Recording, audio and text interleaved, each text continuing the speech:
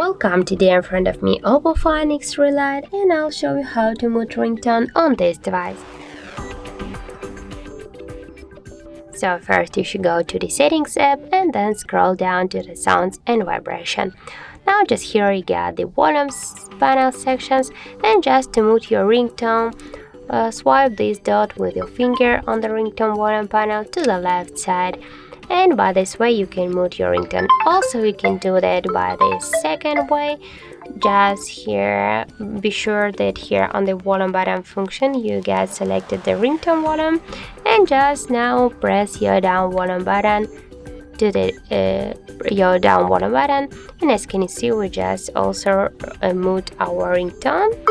And also we got the third way, just press one from your volume buttons, and here with your fingers swipe this volume panel to the down, or also you can go here to these two dots icon and swipe again with your finger this volume panel to the down, and you will mute your ringtones by this way. So that's how it looks. If you find this video helpful, remember to leave a like, comment and subscribe our channel.